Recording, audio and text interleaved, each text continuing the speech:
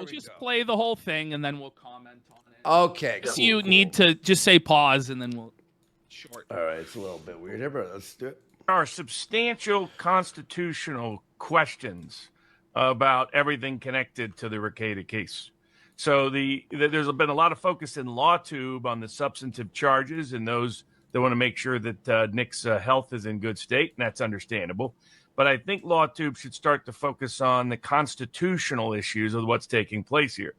You have a high-profile critic of the local court system, of the local prosecutors, of the local police, suddenly being subject to an extraordinary search warrant raid and questionable charges that raise questions under the first. So this is making this wild theory that Nick Rekieta in his channel is focused on local justice in Minnesota. Nick Rekieta knows almost nothing about local justice in Minnesota because he's done almost no local work in Minnesota for a very long time. So at what point, I mean, Nick, you know, the non-practicing, I think Medicare's got the non-practicing stuff out there for sale, right? This guy is not out there defending high-profile local clients. He's defended some cases. He spoke up about Kyle Rittenhouse and Johnny Depp. Last time I checked, none of them are in Spicer, Minnesota, right? Last time I checked, these aren't local people he's defending. So I don't know what he's done. The only thing he has done, the only thing he's a critic of is his self-own. The only thing he did was he went out and badmouthed them because of the Montegraph case, which is because he got drunk and decided to talk about a judge, and this is not my words, this is his words, gushing alcohol out of her vagina, right? This is literally the words of a lawyer, Nick Rekieta, who said that about a judge, and now this judge is presiding over not just the case of Montegraph, but also his criminal proceedings because he lives in a small county, a rural county, which is not untypical of a rural county.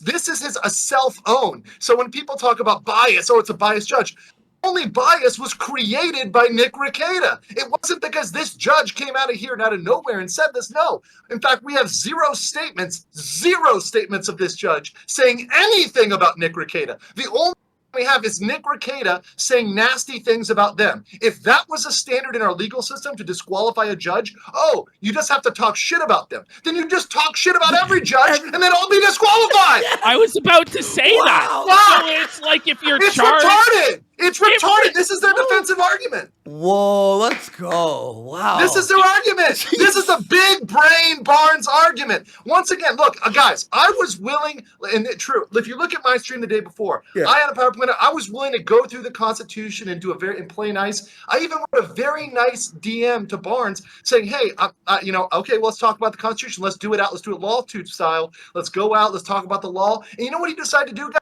He made a personal attack on Sean, and he called Sean a fucking grifter. And not only that, but he said Sean likes anime. Sean doesn't even like anime. He was confusing him for me. I have that prepared. Me. I have that folder prepared as well. No way. We'll go there.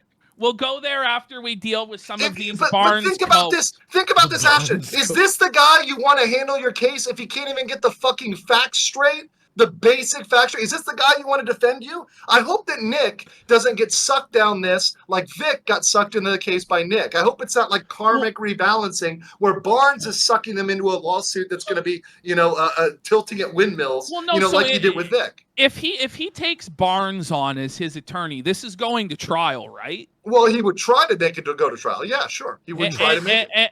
And what would the consequences potentially be for Rekieta if he took this to trial? Well, first of all, we're all gonna fucking watch it. Yes. One, so that's one. We've got a petition in to watch it. So you're gonna have millions of views because everybody's gonna watch it. This might have a fucking Netflix special made out of it. I mean, this is the level of this. When Nick Rekieta, guy's got 500,000 subs. He was in the Johnny Depp Netflix special. The rise and fall of a lawyer on the internet, whatever. The rise and fall of the nose, the Baldo Pope, whatever you want to say. This documentary is going to be absolutely massive if it goes to trial. It embarrasses him. It embarrasses everybody else. The testimony will come out. It will look horrible for him. The thing he needs to do is get that plea deal as soon as he can get the plea deal and shut the fuck up until then. Stay off the internet. For the love of God, stay off Ralph's show and just fucking calm the hell down. Wait a minute. Especially Wait a Ralph's show. minute there. Why would he need to stay off of the Ethan Ralph program? More like legal That is cocksucker. What is your problem with the illustrious kill stream? Legal mindset? More like legal dick sucker? I think that's something he said there. Sorry, I got a cough here and I'm fucking killing me. People. You're fucking murder me right now. The problem is, look, it's not even Ethan Ralph, although that just makes it even worse. That just shows you like the depths to which he has fallen, right? Yeah. But, Convicted felon show and sex offender show. The depths to which Yeah. All right, let's finish off this Barnes clip and then let's go to a couple of the other things he's been saying. Alrighty. First pretty Amendment. wild. Here, I'll rewind a second. Suddenly being subject to an extraordinary search warrant raid and questionable. How is it extraordinary? Like, how is... Barnes' belief is that it's based on one Nick Rekieta stream and one dot on his nose or something. That's what Nick Rekieta believes. That's what Barnes believes. Barnes believes Rekieta was rated based on one podcast, and he's convinced, and he continues to, and then he'll go out and attack the one anonymous reporter, but he never puts it together. He never says, "Well, blank plus blank isn't enough." Right? He always goes after one, after the other, after bit by bit. That's why he's saying it's extraordinary. And at this point, he was kind of getting ahead of his skis. He was talking about this before we had both the documents which Joshua Moon produced on the Kiwi Farms, right? In front of the show, yep. Josh has done good work. He got the evidence. He got the contacts. And he's got the attorney. I spoke to his attorney. He's a sharp guy. I mean, he's got more practice in Minnesota than Nick ever has. So, it's absolutely, it's absolutely funny to see them putting up the evidence and Nick's side just losing the plot. So in this case, he doesn't really have that argument because he's just picking off one specific piece of evidence. And this is what every other lawyer has said. This isn't just me. This isn't just legal mindset. Every other lawyer who's talking about this and doesn't have Nick's Baldo in their mouth has said the exact same thing. Yeah, and by the way, I heard the footage was $3,000 because they have to censor like 50 body cams and going to fundraise for that. So Josh is going to fundraise for that and get that, which is great. I'll pitch. Because well, think about it, guys. Think about it. Nick Rekieta, as soon as we get that body cam footage, he is either DOA or he's proven completely innocent in this massive government conspiracy. Because he has said in multiple places, that is nothing about the kids. He never neglected the kids. The kids are great. Everything is fine with the kids, blah, blah, blah. If we see any of this evidence, even a single piece of it's dirty. We see the kid asking for clothes, officer, can I have clothes? Which frankly, like you was at PPP, that fucking broke me. Like that, reading that fact almost broke me. And it makes me pissed, and like it genuinely makes me pissed. Like I know I'm very performative and theatrical on this show. It's a genuine. That moment, that fact is a reason to get angry, and that's justified. All right, let's finish this clip off because he's gonna. Here we go. He's gonna tell us about that raise questions under the First Amendment, the Second Amendment, the Fourth Amendment, the Fifth Amendment, and even the Sixth Amendment to the U.S. Okay. Pause. Like, what the fuck is he talking about? Yeah, he mentioned some amendments that are like, wait, what the fuck? So, like, the First Amendment was a questionable one. I guess he's trying to say, like, his streams are First Amendment protected, but it's not First Amendment protected to do cocaine. So, like, he's not being charged with hate speech, which is a real charge here in Canada. Right. This isn't a defamation case where he's arguing First Amendment. Maybe he's confusing the Monty case. Maybe he's adding that in here. I don't know. Okay. What does this have to do with the Sixth Amendment? Well, the Sixth Amendment, there's some procedural stuff, but it's a weak thing. We kind of dismissed that one. Yeah. When we all talked, but also the counsel thing. And look, us lawyers, we spurg over law arguments all the time. We go after we can present weak arguments and strong arguments. But like some of these arguments are dog shit, and that's what the lawyers on my stream put together. We're like, yeah, the Sixth Amendment argument is dog shit. Eighth Amendment, not that great. Maybe there's a little bit on the bail, because they do bail in a wonky way, and you shouldn't have to give up your gun rights for bail. But like other than that, the arguments are pretty weak. Other than maybe Fourth Amendment, but on the Fourth Amendment, he has like a 5% chance. That's what we've all come up with. We all agree on this. 5%, 95%, and that's because we have to give the 5% because we're fucking risk hedging lawyers. We have to give the 5%. If this is an unreasonable search, what in Barnes' mind would be a reasonable search? He doesn't believe there's a reasonable search because he believes no government search should ever exist. Okay. Right? That's Barnes' point. No, he's committed to this. He's committed to a particular point, and he believes if you're using drugs, you should be free to use them, and the government should never be able to So search if kids are being trafficked and there's like, a reasonable suspicion that kids are being trafficked, This is what really pissed me off is it seems like his version of America to me is the very definition of like a demonic version of America where those who are helpless can get no help. It's an anarchistic version, right? Like it's the libertarian extreme of like pretty much anarchy. So, if the kids are in trouble, well, that's just survival of the fittest, right? I mean, that's the Barnes world. Isn't that I mean, that's fucking insane. That's crazy. And this really is exposed because I, at one time in life, would have described myself as a libertarian. Sure, yeah, so have I at some time. So sure. And sure. I still have a lot of, I don't know what to say, sympathy towards those views. But it's stuff like this that really, and I think that people are starting to learn, like, what I thought libertarianism is not what these people fucking think it is. No, like, this is like sheer, like, lawlessness. Like, how can there be law and order in a society? Like, I guess there just isn't in his version of society, right? I mean, he advocates for essentially a very, very free, like almost anarcho-libertarianism. Does he believe in driver's licenses? I don't know. You'd have to ask him. I don't know. Like, I just don't know. He might debate you on that. Because that's the sort of shit that made me go like, whoa. Like, you don't believe that we need a license to drive? Wait, like, what? You said that? I need permission to travel. That's one of the sovereign citizen arguments. Like a crazy person like Darrell Brooks, which is one of the trials, the last successful trials of Nick Rekieta, one of the last successful trials. The irony is the most successful trial will be the trial of Nick Rekieta. It really will be. It really will be. All right. Let's finish this. Let's finish Sorry. this. You guys got to get me rolling. Don't get me rolling, guys. Don't get me rolling. You're actually awesome. You're phenomenal. You rule, dude. You rule, man. Yeah, and by the way, everyone go sub to him. I've been watching your shows the last few days. They're great, dude. Like I'm not mixing alcohol, cocaine, and ketamine, so I'm doing all right. Yeah, exactly. The Constitution. Within 2 days of this case, there are major constitutional questions about the conduct of the government. All right, calm down. But not the conduct of Nick. Not the conduct of Nick. No, he's fine. But what he rules. The constitutional concerns, like, I don't.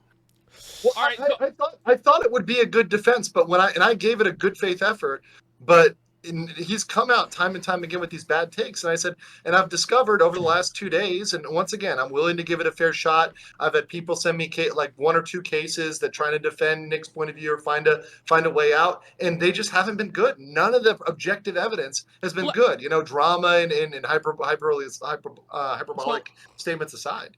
Let's look at this take from Barnes. Right. He goes, wrong again. They found no drugs anywhere in the house in the presence of kids. They found it only in the parents' bedroom and almost all in a safe. Same with the guns. Turned out a bunch of folks jumped to false claims once again.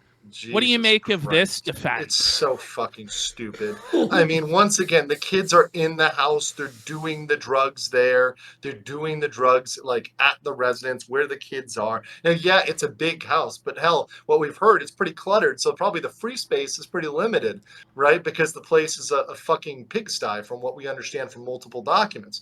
And we'll also be able to confirm from the body cam, by the way, guys. I want to see the state of that house. I want to see when they go in there, what does it look like? Is there fucking dishes everywhere? Are there flies? Are Mold. there, mold? Is there dirty clothes? And this is what I'm saying. Before trial, Nick Rekieta will be damned in the court of public opinion, and ultimately at the trial as well. But when that comes out, when Josh Moon and the farms get that, it's gonna be tough for old Nick.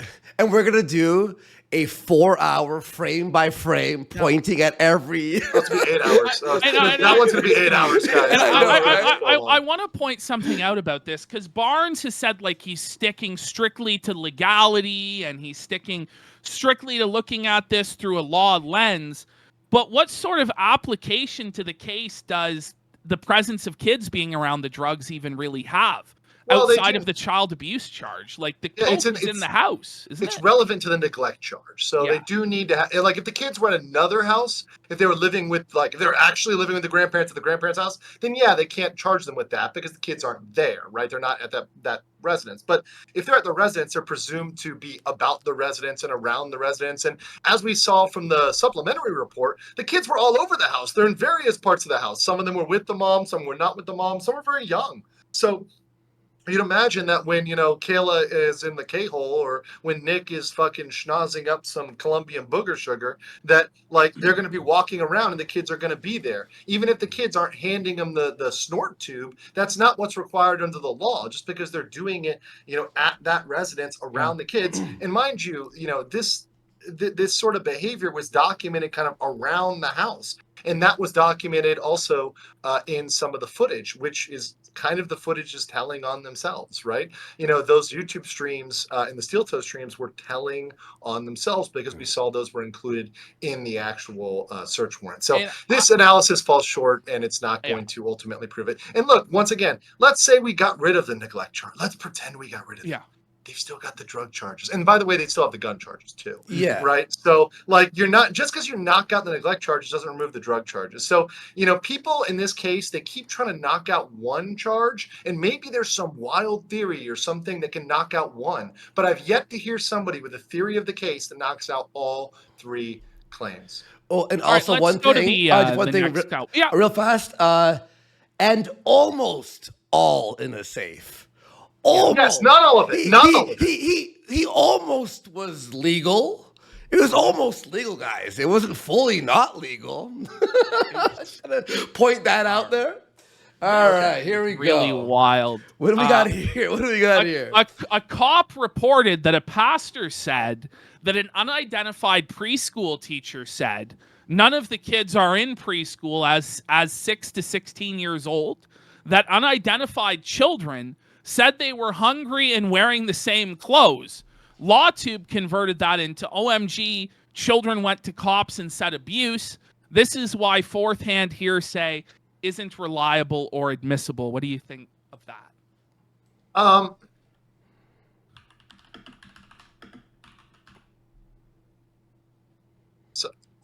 Sorry, I didn't read this one before. He said so much bullshit; it's hard to. I know. That's why it's so funny. Because here's the thing.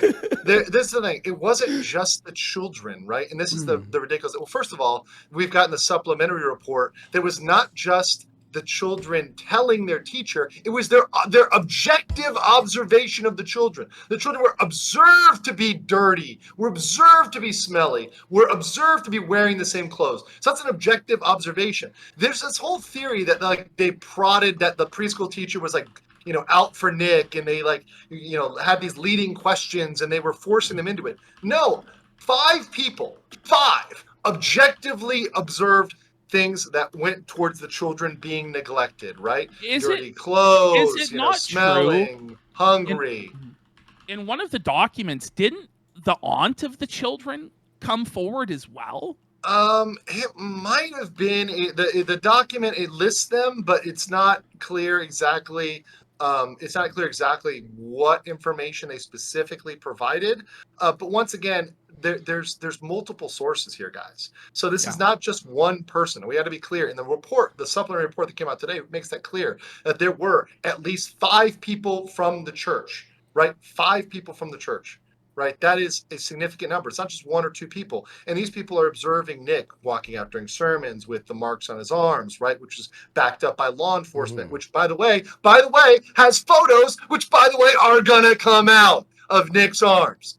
And you better believe if you think you guys zoomed in on the schnoz, right? You better believe there's going to be some zoom on those arms. And what we saw today, you know, all of those churches' sermons are also taped.